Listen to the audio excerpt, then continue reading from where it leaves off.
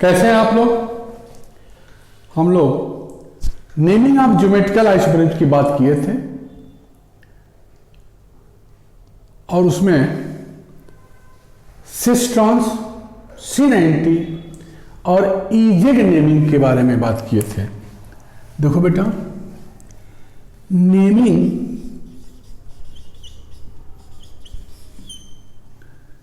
Of geometrical isomers,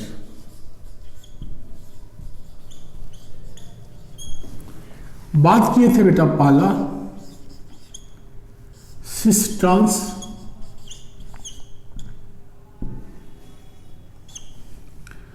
दूसरा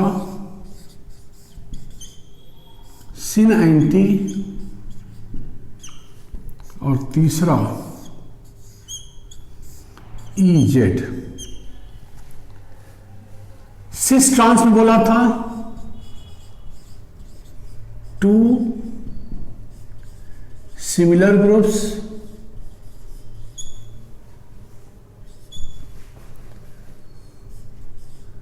towards same side, it was cis, towards opposite side it was trans। C90 में बात किए थे हम कि for C double bond N if this bond pair, मान लो हमने यहां OH ले लिया और लोन पेयर, ये बॉन्ड पेयर OH B के साइड में है, it is syn to B and anti to A, इसके अपोजिट है तो anti. Similarly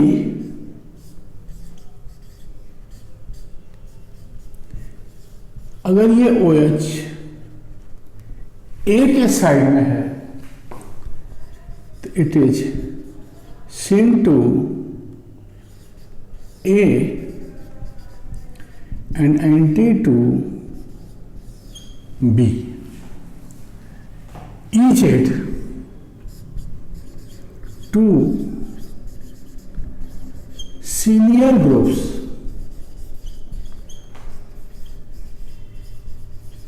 towards same side. किसके साइड की बात हो रही है?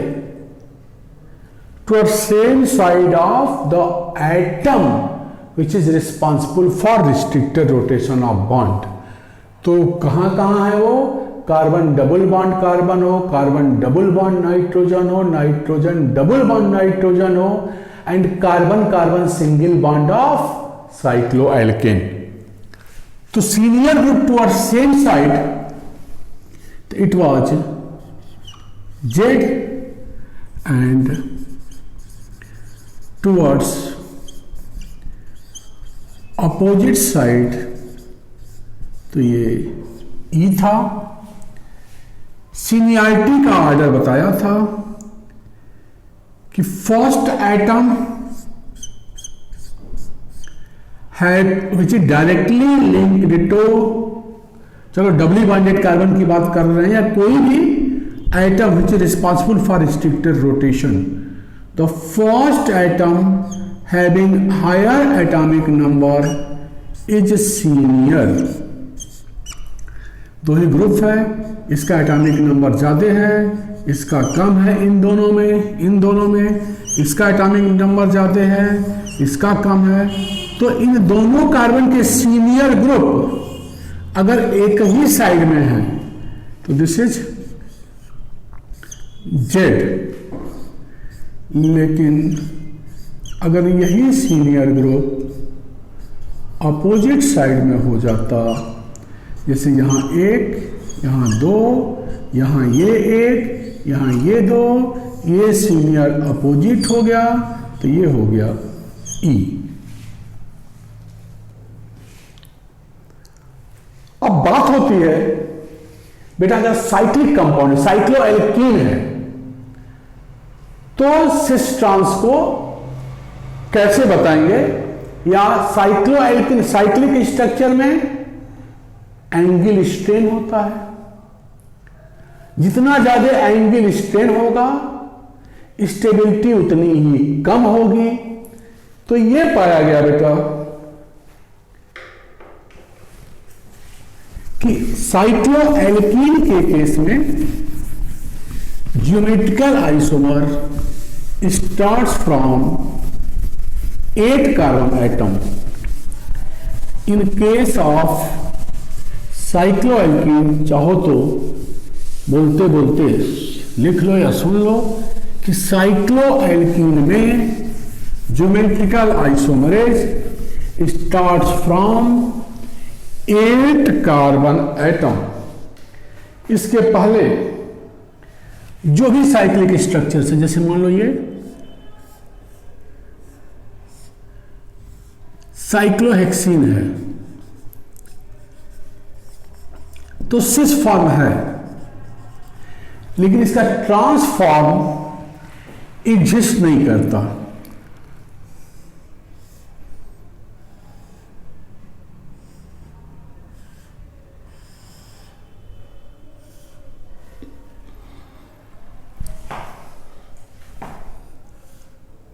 कारण देखो, ये H ये H ट्रांस है, स्ट्रेन ज्यादा है, मतलब इतना लंबा डबल बॉन्ड थोड़ा ना होता है कहीं। तो ट्रांसफॉर्म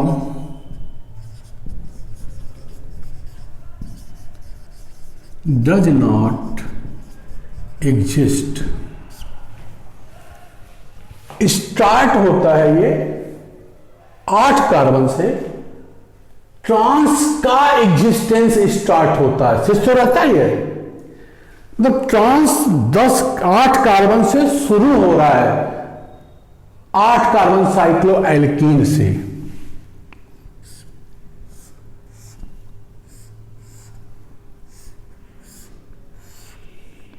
देखो ये साइक्लोऑक्टीन ज्योमेट्रिकल आइसोमर स्टार्ट हो रहा है, मतलब मेन फॉर्म साइक्लोऑक्टीन का क्या होगा, सिस। ज्योमेट्रिकल स्टार्ट हो रहा है अभी 8 कार्बन, जस्ट शुरू हो रहा है, तो 12-15 पैर फिर ट्रांस मेन होना चला जाएगा। जैसे जैसे रिंग बढ़ाते जाएंगे स्ट्रेन कम होती जाएगी, ट्रांसफॉर्म की स्टेबिलिटी बढ़ती चली जाएगी।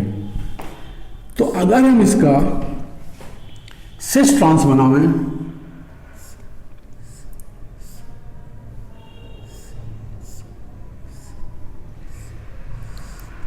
देखो बेटा ये सिस साइक्लो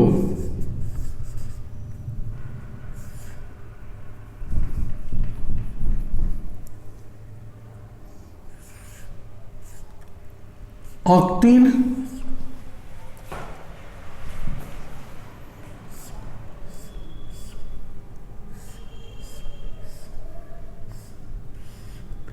और ये ट्रांस साइक्लो ऑक्टीन। ध्यान दे बेटा, साइक्लो ऑक्टीन साइक्लिक स्ट्रक्चर में देखो, ये जो ओरिएंटेशन है यहां देखने से लग रहा है कि दोनों हाइड्रोजन एक ही साइड में है और एक कार्बन कंटेनिंग एक साइड में है। ये ओरिएंटेशन खुद बता रहा है कि यहां ये H है और एक H यहां है, और एक कार्बन एक इस साइड में है और एक इस साइड में है, तो ये सिस हो गया और ये ट्रांस हो गया। तो ज्योमेट्रिकल आइसोमर में trans isomer starts from 8 carbon atom.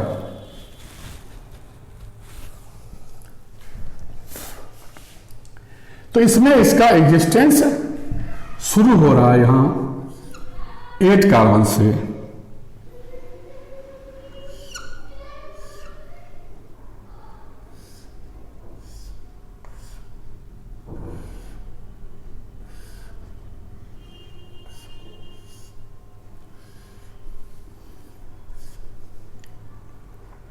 देखो यहां ये हाइड्रोजन, यहां ये हाइड्रोजन, तो ये ट्रांससाइक्लोऑक्टेन।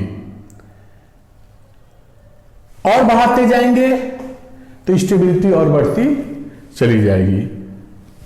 मैं ये कह रहा हूं अगर हम इस तरह से रिप्रेजेंटेशन में सिस ट्रांस कैसे करें, देखो बेटे देखने से लग रहा है यहां अगर डबल बॉन्ड आ गया इस जगह पे, इस जगह पे, इस जगह पे या इस जगह पे, जहां जहां मैंने 1 लिखा है ये इन जगहों पे अगर हम डबल बॉन्ड लगाते हैं तो जो स्ट्रक्चर बनेगा वो ट्रांस बनेगा।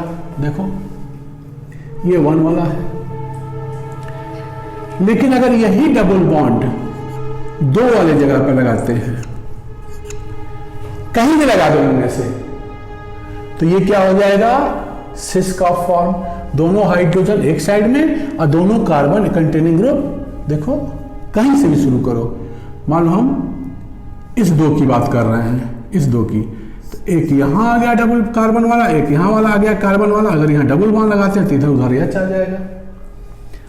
मतलब जहां जहां 2 है अगर डबल बॉन्ड लगाएंगे तो मतलब double bond eight 2 cis form होगा। कहीं भी लगा दो किसी भी 2 पे, एंड डबल बॉन्ड एट 1 ये ट्रांस होगा। तो geometrical isomer starts from 8 carbon atom in case of cycloalkene.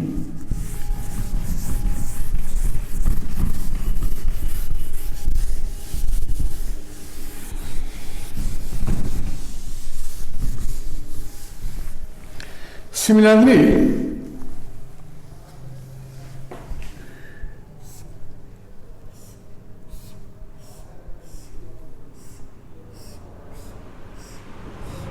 देखो साइक्लोऑक्टेन, साइक्लोडीकीन,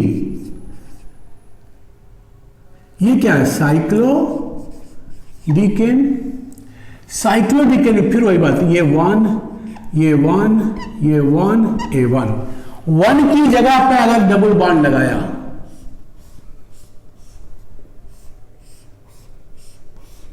उन्हें यहां लगा दिया तो हो गया सॉरी ट्रांस फॉर। देखो ये कार्बन कार्बन इधर आया, ये इधर आया, माने H कहां आया, ये और ये, मतलब फर्स्ट पोजीशन पे। लेकिन इन 2 के किसी भी जगह पे अगर हम डबल बॉन्ड लगा देंगे कहीं भी,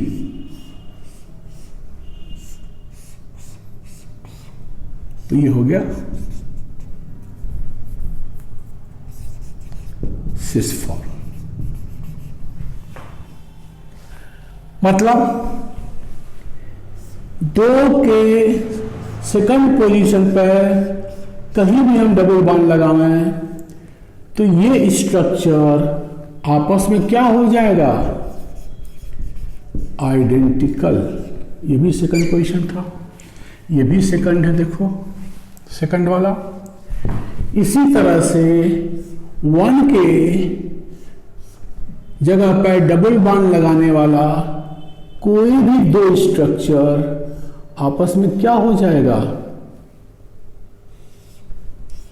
आइडेंटिकल। ये भी 1 पोजीशन है। तो दिस एंड दिस ये भी आपस में क्या हो गए, आइडेंटिकल। तो देखो 1 पे डबल बॉन्ड, जितने भी स्ट्रक्चर इन चारों जगह पे डबल बॉन्ड बनाओ, आपस में रिलेशन पूछो तो आइडेंटिकल हुए। 2 के किसी भी जगह पे डबल बॉन्ड बनाओ और आपस में रिलेशन पूछेगा तो आइडेंटिकल होगा। लेकिन any structure having double bond at first position and double bond at second position, any 2 structures जिसमें एक में वन इज हैविंग, मतलब one structure is having double bond at first position, at any first position, other structure is having double bond and second position, किसी भी second position पे double bond अगर किसी structure में है और किसी भी फर्स्ट पोजीशन पे डबल बॉन्ड अगर किसी स्ट्रक्चर में है, तो ये दोनों स्ट्रक्चर आपस में ज्योमेट्रिकल होंगे, geometrical. Next, geometrical isomer is also observed in those cases in which there is, if there is continuous double bond या रिंग या बोथ और, यही सुनकर language, if there is continuous double bond या ring या both are present in odd number with different terminal ends, different 2 groups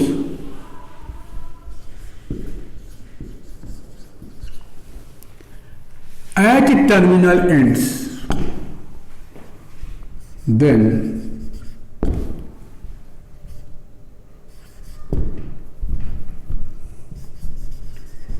these will show GI, geometrical isomerism. ऐसे भी सवाल कभी कभी आते हैं बेटा, जैसे देखो ये है, this is Cl, Br, Br, Cl, ये क्या है 1 2 3 3 continuous double bond and this terminal and having different groups, तो यहां ज्योमेट्रिकल होगा। लेकिन इसी कंडीशन में अगर कोई 2 ग्रुप किसी भी टर्मिनल साइड पे सेम हो गए तो नो ज्योमेट्रिकल आइसोमर। तो 3 लगातार double bond with different terminal and, 3 या कोई भी आधा नंबर 5, एक तुम देखते ही हो, एक वाला तुमको पता ही है, ये कार्बन और इस एटम पर 2 अलग अलग ग्रुप, तो यहां भी ज्योमेट्रिकल। या देखो 3 लगातार रिंग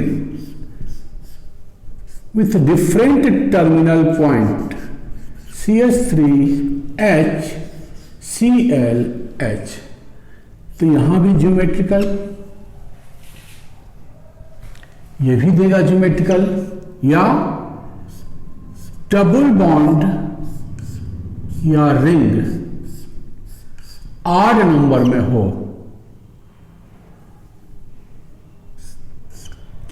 और टर्मिनल एंड अलग हो,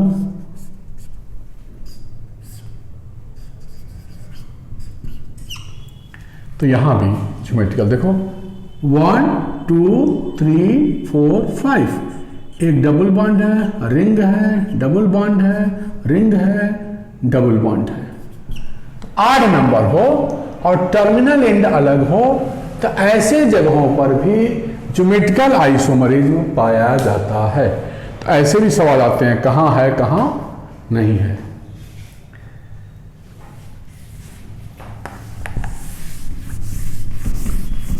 तो हम लोग बात कर रहे थे बेटा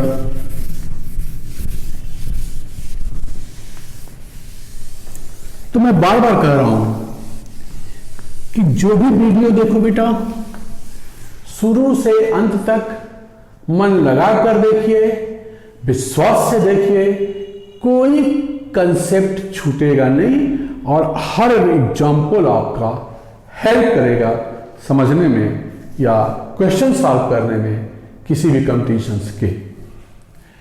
हम लोग बात कर रहे हैं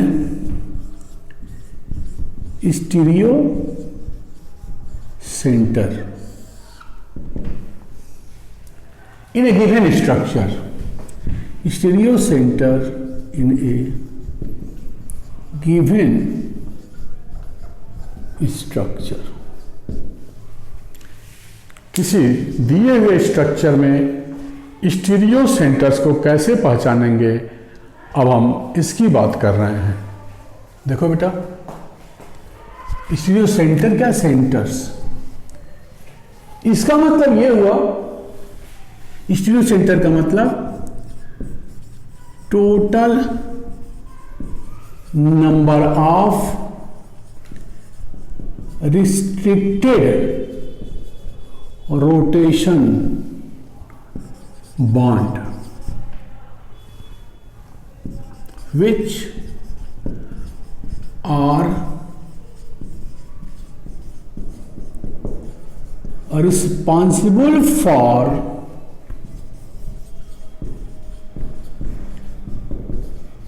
geometrical isomerism. Total number of restricted rotation of bonds which are responsible for geometrical isomerism. जैसे मान लो मैंने पहला structure CH2 double bond CH, CH double bond CH2, मैं इसकी बात कर रहा हूं। ध्यान दे बेटा, रिस्ट्रिक्टेड रोटेशन बॉन्ड एक ये है और एक ये है, बट अगर हम इसको देखें तो इस कार्बन से जुड़े हुए ये दोनों ग्रुप सेम हैं, तो ऐसे केस में ज्योमेट्रिकल आइसोमरिज्म कोई भी रिस्ट्रिक्टेड रोटेशन वाला बॉन्ड शो नहीं करेगा कि यहां भी ये सेम है। इस कार्बन से तो ग्रुप अलग है, एक हाइड्रोजन है और एक ग्रुप विनाइल है। ऐसे इस केस में भी इस कार्बन से एक हाइड्रोजन है और एक विनाइल है। मतलब कार्बन पे देखो, यहां हाइड्रोजन डबल बॉन्ड, यहां हाइड्रोजन और यहां ये आ गया इसके लिए, फर्स्ट के लिए। इसी तरह से अगर हम सेकंड को देखें,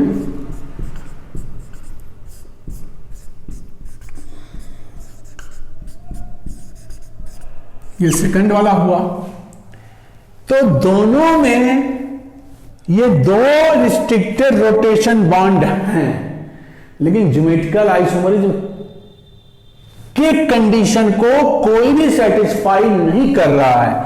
तो स्टीरियो सेंटर्स क्या हो गया, यहां जीरो। तो जब जीरो स्टीरियो सेंटर है तो ज्योमेट्रिकल होगा ही नहीं यहां कहीं।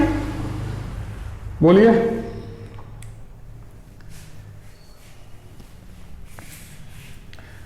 दूसरा एग्जांपल,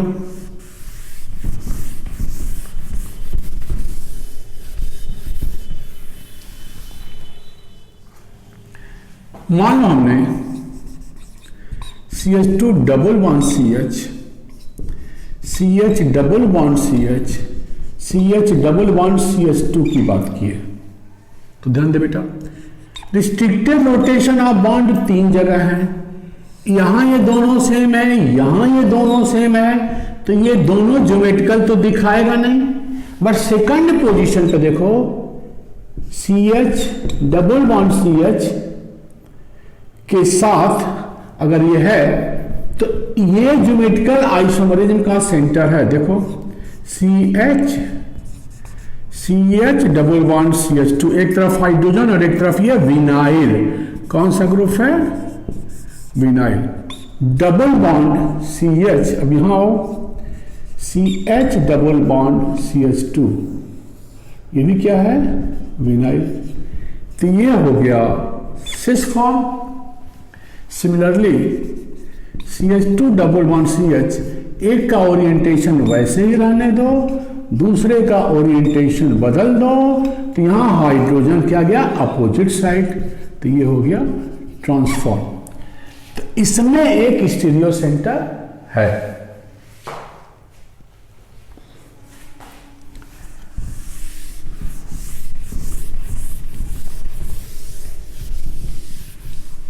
तीसरा,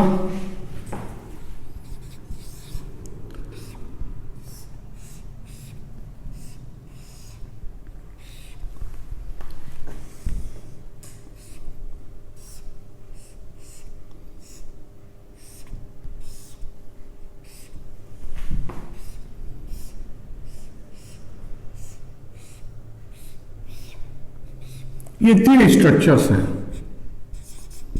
A, B और C।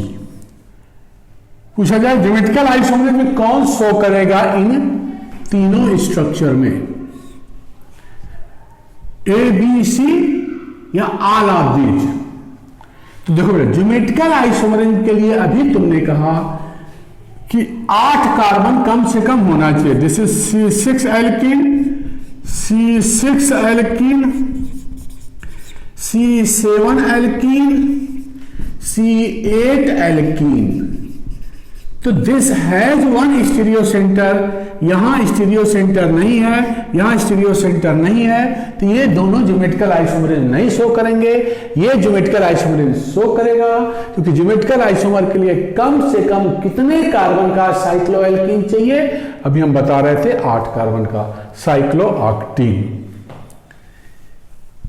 लेकिन अगर ये पूछा जाए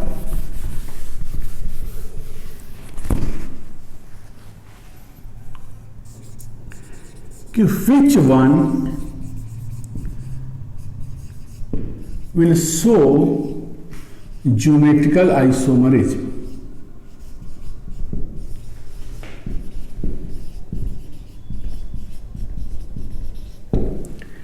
अगर हम स्ट्रक्चर्स लें जैसे A, कौन ज्योमेट्रिकल आइसोमरिज्म शो करेगा? देखो यहां लगा दें Br,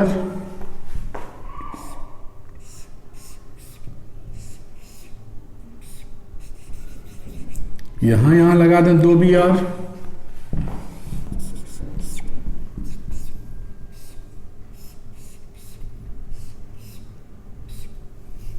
यहां लगा दें 2 Br। देख ले बेटा, साइक्लिक कंपाउंड में हम लोग बात किए थे कि ज्योमेट्रिकल आइसोमरिज्म वही होगा जहां किसी भी 2 sp3 कार्बन पर 2 अलग अलग ग्रुप हों। ये sp2 और वो भी 6 कार्बन है। 8 होता तो कुछ सोचते भी, यहां भी सोचते। कितने कार्बन है यहां? 6 कार्बन। तो 6 कार्बन साइक्लोएल्कीन में होता नहीं है, चाहे Br होता या H होता, कोई फर्क नहीं पड़ता। कंडीशन क्या है? Any 2 sp3 hybridised carbon having 2 different group will show geometrical isomerism.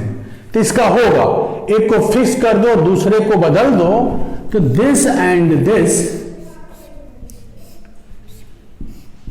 Will show geometrical isomerism. तो यहां ज्योमेट्रिकल होगा, ये दिखाएगा। ये दोनों ज्योमेट्रिकल आइसोमर्स नहीं दिखाएंगे, क्योंकि साइक्लोएल्कीन में ज्योमेट्रिकल के लिए कम से कम 8 कार्बन चाहिए, जो यहां नहीं है साइकिल में। अगर 8 से कम कार्बन वाला है, ज्योमेट्रिकल आइसोमर्स पूछ रहा है, तो ये ध्यान दीजिएगा कि साइकिल के किसी भी दो sp3 कार्बन पर अगर दो अलग अलग ग्रुप हैं तो वहां ज्योमेट्रिकल आइसोमर बेटा जरूर होगा। तो इन बातों को बेटा जरूर ध्यान दो। अब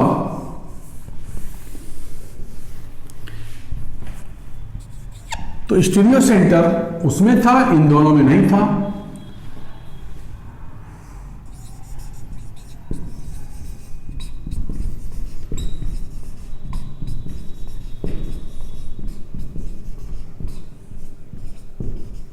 यहां नेचुरली हर रिस्ट्रिक्टेड रोटेशन कितना है, 1 2 3। हर रिस्ट्रिक्टेड रोटेशन वाले बॉन्ड पर कहीं भी देखो दो ग्रुप अलग हैं। इस कार्बन को एक पे H है और एक पे ये पूरा है। एक वैलेंसी हाइड्रोजन से सेटिस्फाइड है और दूसरा ये पूरा हुआ। इस कार्बन पे H है, मिथाइल है। यहां भी देखो इस कार्बन पे H है और एक ये ग्रुप है, यहां भी H है और एक ये ग्रुप है, यहां भी अलग अलग देखो CH3 CH double bond CH फिर CH डबल बॉन्ड ये पूरा। तो पहला वाला, दूसरा CH डबल बॉन्ड CH, यहां CH double bond CH C6H5 and CH double bond CH CH3। यहां भी ज्योमेट्रिकल आइसोमर है, मतलब स्टीरियो सेंटर है ये, क्योंकि restricted rotation of bond having two different group at each carbon. तीसरा वाला CH double bond CH C6H5 और इस साइड में CH डबल बॉन्ड CH, ये वाला। तो ये तीसरा पॉइंट है, स्टीरियो सेंटर यहां भी है। तो ये हो गया स्टीरियो सेंटर्स। तीनों स्टीरियो सेंटर इस जगह पर हैं। तो स्टीरियो सेंटर का मतलब total number of restricted rotation of bonds which are responsible for geometrical isomerism.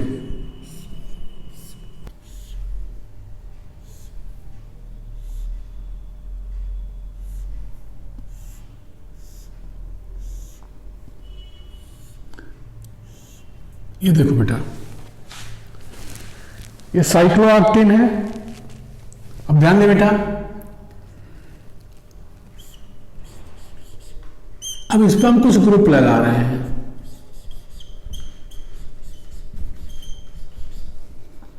ऐसे, और मैं ये पूछूं कि इस स्ट्रक्चर में स्टीरियो सेंटर्स कुल कितने हैं। ध्यान दो बेटा, एक तो 8 कार्बन का साइक्लोऑक्टेन ये हुआ।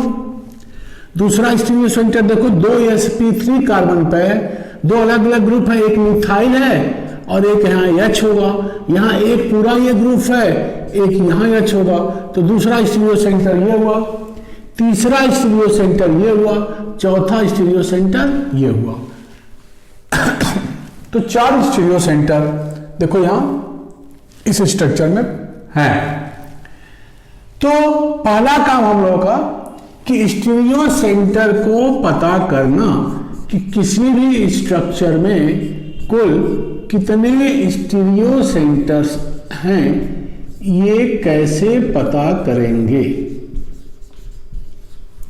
अब इस स्ट्रक्चर की बात करें तो एक स्टीरियो सेंटर ये हुआ, दूसरा ये हुआ, तीसरा ये हुआ। तो एक बार स्टीरियो सेंटर्स कितने हैं अगर हमें पता चल जाए तो उस स्ट्रक्चर के कितने ज्योमेट्रिकल आइसोमर्स होंगे ये हम बता सकते हैं। तो geometrical isomer in A given structure, total number of geometrical isomers in A given structure can be known by knowing stereo centres.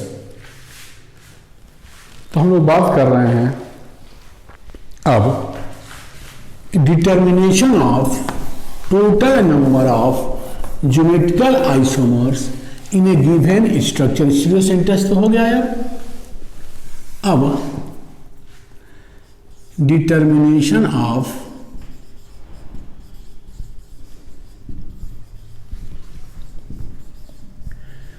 Total number of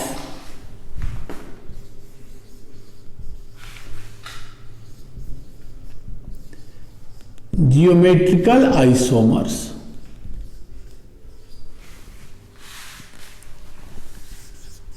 by knowing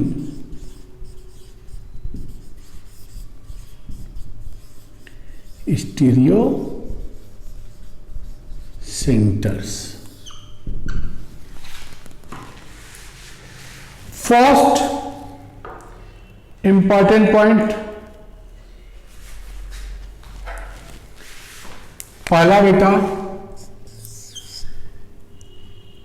if terminal ends are different, if terminal ends are different या any unsymmetrical structure, terminal end different है या unsymmetrical structure है,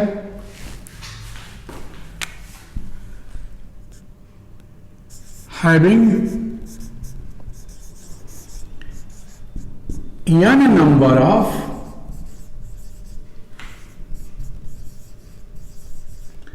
stereo centres.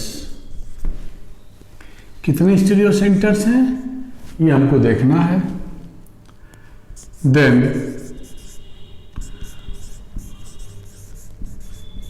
Total number of geometrical isomer will be 2 to power n। देखो बेटा, CH3 CH double bond CH single bond CH double bond CH, मान लो यहां हमने कर दिया C2H5,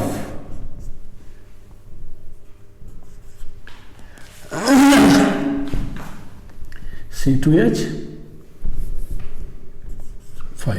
देखो स्टीरियो सेंटर 1 and 2 और टर्मिनल एंड क्या क्या हैं, अलग हैं।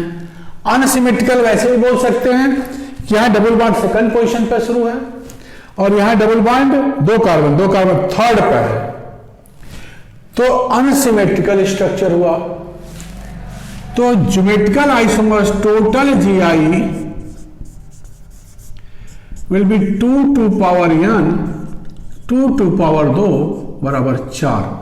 अगर ऐसा स्ट्रक्चर पूछा जाए कि how many geometrical isomers are possible for this structure, तो एग्जाम्पल हो गया हमारा, अरे आंसर हो गया 4। कोई भी unsymmetrical structure, for any unsymmetrical structure, जैसे हम एक एग्जाम्पल की बात करें, दूसरा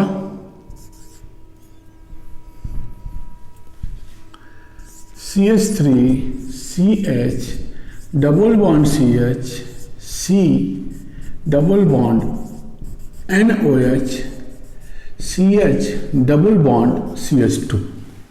देख बेटा, स्टीरियो सेंटर एक ये है, दूसरा ये है। ये स्टीरियो सेंटर नहीं है, रिस्ट्रिक्टेड रोटेशन ऑफ बॉन्ड है, लेकिन इस कार्बन से जुड़े हुए दोनों ग्रुप क्या हैं, सेम है। तो this is not stereo centre. Stereo centre कौन कौन सा हुआ बेटा, ये वाला और ये वाला। तो टोटल GI हो गया, total number of GI is 2 to power 2, here also 4।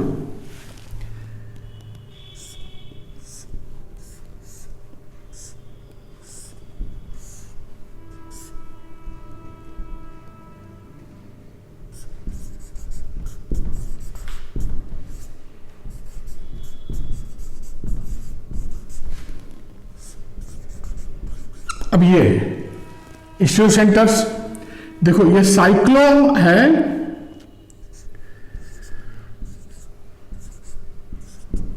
सात कार्बन का साइक्लिक एल्कीन है। तो सात कार्बन में अगर डबल बॉन्ड है तो वहां ज्योमेट्रिकल नहीं होगा, तो ये स्टीरियो सेंटर नहीं है। स्टीरियो सेंटर हो गया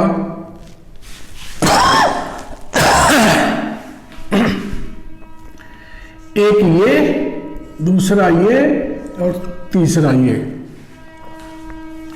तो total number of geometrical isomers इस केस में देखो 1 2 3, स्टीरियो सेंटर 3 है, तो total number of GI will be 2 to power 3, यहां 8।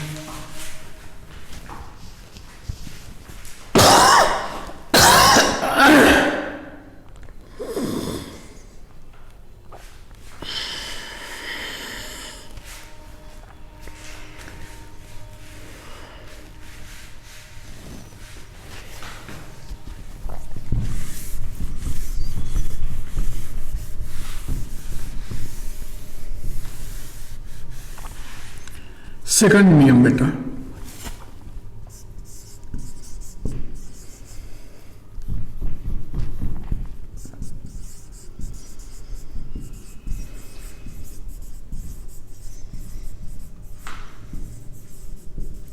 if terminal ends are same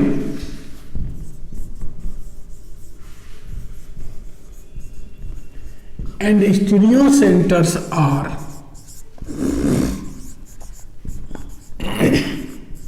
even in a number या for any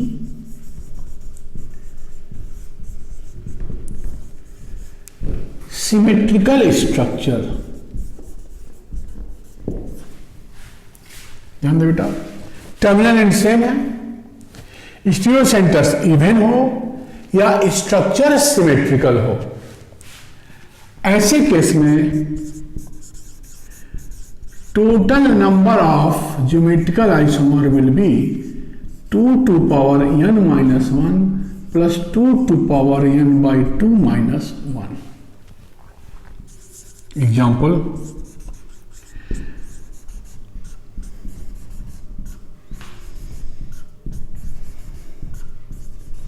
ये है, देखो बेटा, ये टर्मिनल एंड सेम है, स्टीरियो सेंटर 1 2 इवन नंबर, तो टोटल नंबर ऑफ GI क्या हो जाएगा 2 to power 2 stereo centre 2 minus 1 plus 2 to power 2 by 2 minus 1, 2 to power 1 plus 2 to power 0, माने 2 plus 1 बराबर 3। बोल बेटा, या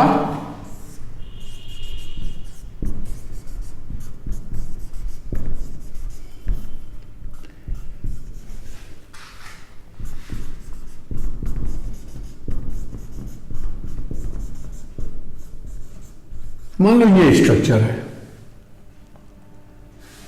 स्टीरियो सेंटर देखो 1 2 3 4, terminal end same, terminal end same, stereo centres are even in number, then total number of geometrical isomer 4 है, यहां 2 to power 4 minus 1 plus 2 to power 4 by 2 minus 1, this is 2 to power 3 and 2 to power 1, this is 8 plus 2 बराबर 10। तो total number of geometrical isomers in this structure will be 10। Terminal end same या any symmetrical structure 1 2 3 4 5 6, 1 2 3 4 5 6, दो पे double bond इधर से भी शुरू हो रहा है, इधर से भी शुरू हो रहा है, यही कहीं मान लो इसी स्ट्रक्चर में यहां कोई ड्यूटेरियम लगा दिया, अब ये स्ट्रक्चर सिमेट्रिकल नहीं हुआ, 3 पे ड्यूटेरियम है, इधर से 3 पे हाइड्रोजन है, तो ये स्ट्रक्चर सिमेट्रिकल नहीं हुआ, तो ऐसे केस में टोटल ज्योमेट्रिकल आइसोमर वही होगा 2 टू पावर 2 चार्ज। मतलब अगर स्ट्रक्चर अनसिमेट्रिकल है तब तो कोई बात ही नहीं है 2 टू पावर n।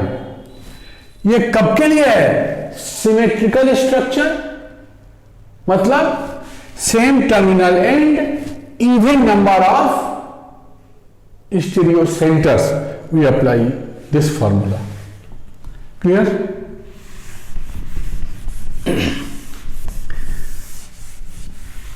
जैसे मान लो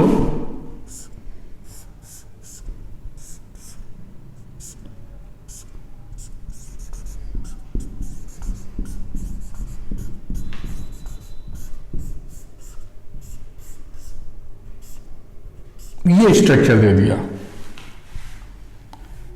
तो ये वाला और ये वाला सेम है, तो यहां भी टोटल नंबर ऑफ GI हो जाएगा। स्टीरियो सेंटर 2 है, 2 to power 2 minus 1 plus 2 to power 2 by 2 minus 1, again 2 to power 1 plus 2 to power 0 बराबर 3। लेकिन ध्यान देना बेटा, थोड़ा थोड़ा अंतर दे दिया जाता है। वही स्ट्रक्चर, यही ग्रुप, दूसरा वाला टर्मिनल, डबल बॉन्ड का पोजीशन बदल दिया, तो this is unsymmetrical structure. This one is not similar to this. यहां डबल बॉन्ड देखो, यहां फर्स्ट पे है, यहां डबल बॉन्ड सेकंड कार्बन से शुरू हो रहा है, तो ये क्या हुआ? अनसिमेट्रिकल स्ट्रक्चर हो गया। कंडीशन सही है, even number of stereo centre, but structure क्या है? अनसिमेट्रिकल। ऐसे केस में total number of GI is 2 to power 2 माने 4। तीसरा point,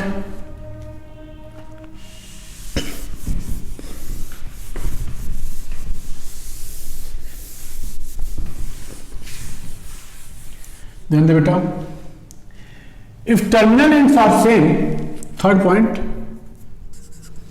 and stereo centres are यहां आड इन नंबर या for any symmetrical structure, total number of geometrical isomers will be 2 to power n minus 1 plus 2 to power n minus 1 by 2। Clear? पहले वाले से अंतर क्या आया? टर्मिनल सेम हो लेकिन स्टीरियो सेंटर कितना हो? Odd in number.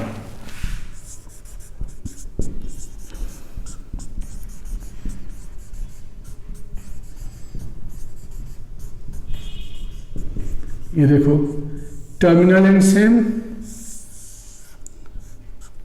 Stereo centre odd, total number of geometrical 2 to power 3 है, 3 minus 1 plus 2 to power 3 minus 1 by 2, this is 2 to power 2 and this is 2 to power 1, total 4 plus 2 बराबर 6। तो ये 3 important conceptual rule है to determine total number of geometrical isomers bye knowing stereo centres. तो ये हम लोग बात किए determination of total number of geometrical isomers. तो ये 3 नियम है।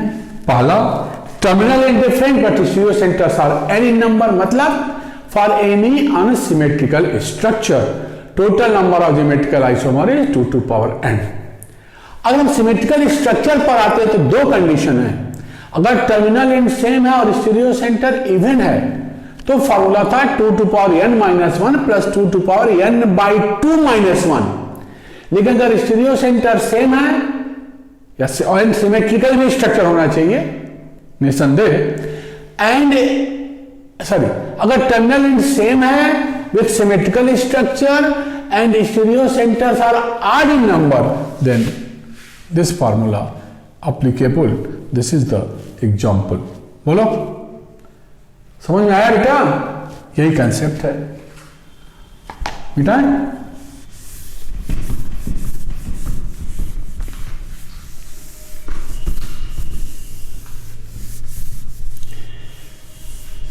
And finally, we will discuss about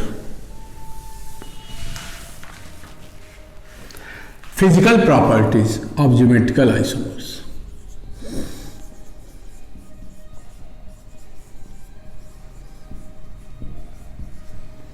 Physical properties. देखो बेटा, सिस और ट्रांसफॉर्म की बात करें ज्योमेट्रिकल फॉर्म्स में, तो दो कंडीशंस हैं. Condition 1 to determine the physical properties,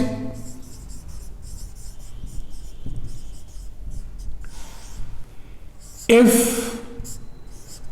each carbon atom of doubly bonded carbon, या कह सकते हैं each atom of restricted rotation of bond, हम इसको लेके चलते हैं doubly bonded carbon, is having similar inductive effect group. देखो प्लस आई ए भी है, प्लस आई ए भी है. सिमिलर इंडक्टिव इफेक्ट ग्रुप,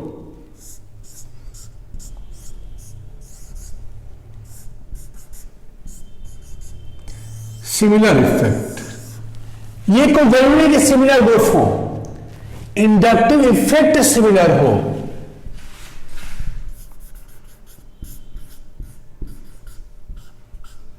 ये अलग भी हो सकता है, बट प्लस आई ये भी है और ये भी है प्लस आई.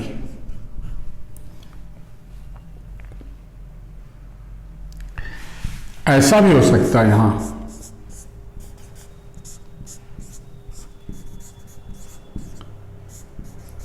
दोनों ग्रुप इलेक्ट्रॉन खींचने वाले हों,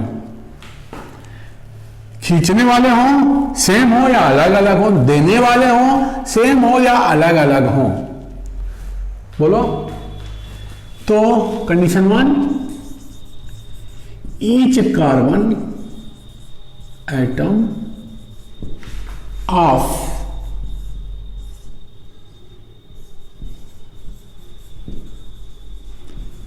doubly bonded carbon is attached to similar inductive effect group. इस केस में similar inductive effect groups,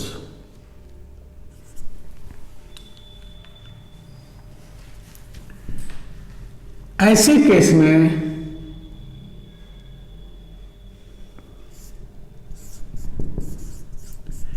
dipole moment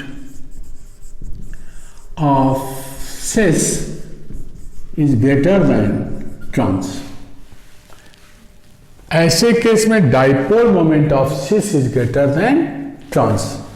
देख बेटा, CH3CH double bond CCH3H, this is cis but 2ene. CH3CH double bond CH3, this is trans bute 2ene. ऐसे case में सिस का dipole moment ज्यादा होता है ट्रांस से, और हम पढ़े हैं सिमेट्रिकल ट्रांस का डाइपोल मोमेंट क्या है, बोलो, ये दे रहा है इधर से, मतलब ये इधर दे रहा है, ये वाला मिथाइल ऐसे देखो, ये इधर दे रहा है, ये इधर दे रहा है, तो सिमेट्रिकल ट्रांस का डाइपोल मोमेंट क्या होता है? Zero. Dipole moment of symmetrical trans is zero. Cis never zero.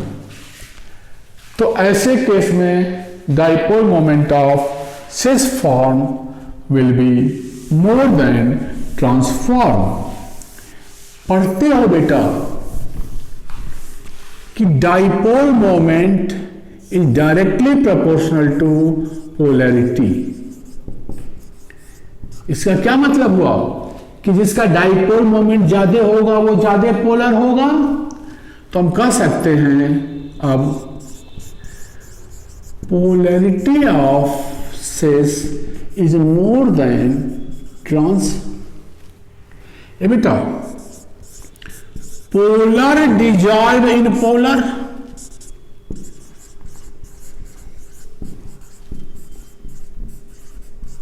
इसका मतलब क्या हुआ? Water solubility. अगली फिजिकल प्रॉपर्टीज, तो water solubility of again cis will be more than trans. और पोलर का मतलब, polar means more intermolecular attraction.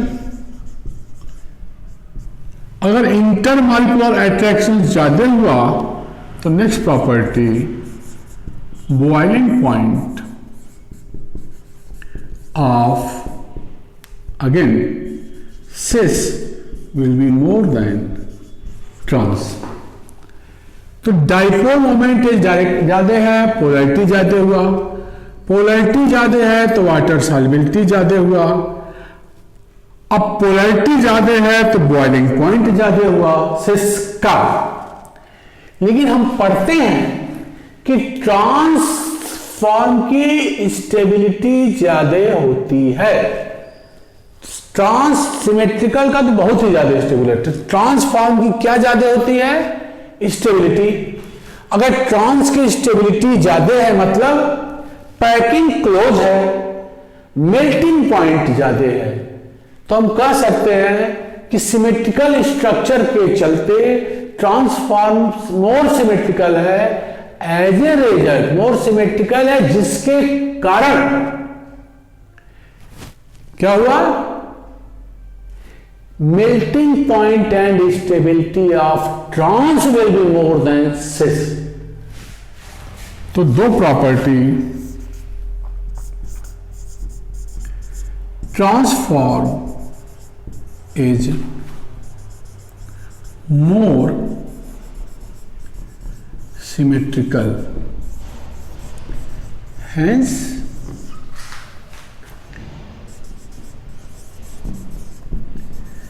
melting point and stability of trans will be more than cis। ध्यान देना बेटा, बस ये ध्यान देना है कौन सी प्रॉपर्टीज किस फॉर्म की ज्यादा है। ये डिपेंड कर रहा है कि doubly restricted rotation of bonded, doubly bonded carbon से जुड़ा हुआ जो ग्रुप है, इनका इंडक्टिव इफेक्ट का नेचर क्या एक जैसे, ये मतलब सिमिलर नेचर है क्या? दोनों प्लस आई हैं या दोनों माइनस आई हैं? सिमिलर इफेक्ट होना चाहिए। दोनों बराबर हो ये जरूरी नहीं है, दोनों प्लस आई हो। ऐसे केस में अंतर क्या है? अगर ये दोनों अलग अलग हैं तो ये dipole moment of trans will be less than cis, ये तो सही है, बट जीरो नहीं होगा, जीरो नहीं होगा। दूसरा condition,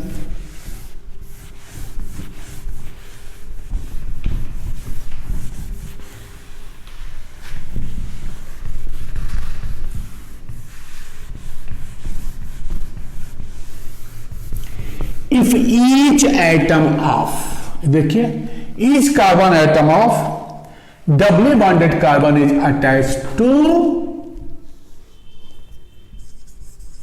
opposite inductive effect group कैसे जुड़ा हो, अपोजिट इंडक्टिव इफेक्ट ग्रुप, ये कंडीशन 2 है, याद करो। If each carbon atom of doubly bonded carbon is linked to opposite inductive effect group, then वही चीज बेटा, dipole moment of transform will be more than cis। वो कहावत है, जो घर फूको अपना चलो हमारे साथ, ये दिया ये लिया, पोलैरिटी डाइपोल मोमेंट ज्यादा हो गया, ये ट्रांस है,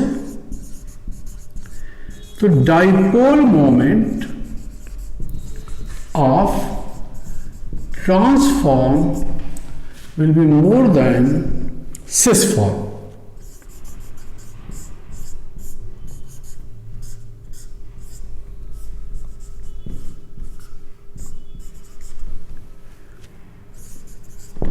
अब डाइपोल मोमेंट ट्रांस का ज्यादा है तो polarity of trans will be more than cis. Again water solubility of trans will be more than cis. Then boiling point of trans will be more than cis। तो सब कुछ ऐसे case में trans का ज्यादा होगा सिस से। ये तो ज्यादा हुआ, जो अगर सिमिलर इंडक्टिव इफेक्ट ग्रुप होता तो ऐसे केस में dipole moment of cis will be more than trans, लेकिन अपोजिट इंडक्टिव इफेक्ट में dipole moment of trans will be more than cis. इसलिए वो सभी properties, polarity, water solubility and boiling point, ये सब डाइपोल मोमेंट पे depend कर रहा है। ट्रांस क्या ज्यादा होगा सिस से, एंड ये पता ही है मेल्टिंग पॉइंट एंड स्टेबिलिटी ये किस पर डिपेंड करता है, सिमेट्री पर। तो कौन ज्यादा सिमेट्रिकल है, ट्रांस। तो ये दोनों प्रॉपर्टीज किसकी ज्यादा होगी, trans is more than cis. ये तो नो नहीं है। तो ये है ज्योमेट्रिकल आइसोमर्स। तो हम ये कहना चाहते हैं बेटा कि जितने पॉइंट्स आपको चाहिए ज्योमेट्रिकल आइसोमर को जानने के लिए, हमने आत्मा आपको पकड़ा दिया। यही पहचानना है कि इससे जुड़े हुए ग्रुप क्या हैं, अपोजिट इंडक्टिव इफेक्ट वाले हैं या सिमिलर इंडक्टिव इफेक्ट वाले हैं। फिजिकल प्रॉपर्टीज के जो भी सवाल आते हैं, 5 ही फिजिकल प्रॉपर्टीज है, dipole moment, polarity, water solubility, boiling point, 4 यहां है। 5 इसलिए कहा जाता है कि डाइपोल मोमेंट का मतलब यहां से बात होती है, polarity, water solubility and boiling point से, और मेल्टिंग पॉइंट और स्टेबिलिटी, ये 5 हुए। ये polarity, water solubility, boiling point, ये सब किस पर डिपेंड करता है, डाइपोल मोमेंट पे। मेल्टिंग पॉइंट और स्टेबिलिटी हर केस में trans is always more symmetrical structure, में भी सिमिलर इंडक्टिव इफेक्ट जुड़ा हुआ हो हर कार्बन पे, या अपोजिट इंडक्टिव इफेक्ट वाला ग्रुप जुड़ा हुआ हो, but stability and well as melting point trans का ज्यादा होता है। तो हम बात किए थे, मेरे बारे में आप जानते हैं, मैं Girjesh Dubey, author of interactive organic chemistry, research work from IIT Delhi. मैं चाहता हूं कि जितना नॉलेज मेरे पास है मैं अपने नॉलेज को आप लोगों को डिस्ट्रीब्यूट करूं। आप वीडियो को लाइक करिए, जरूर चाहता हूं कि आप लोग लाइक करें, शेयर करें और चैनल को सब्सक्राइब करें। थैंक यू बेटा, मन लगा के पढ़िए।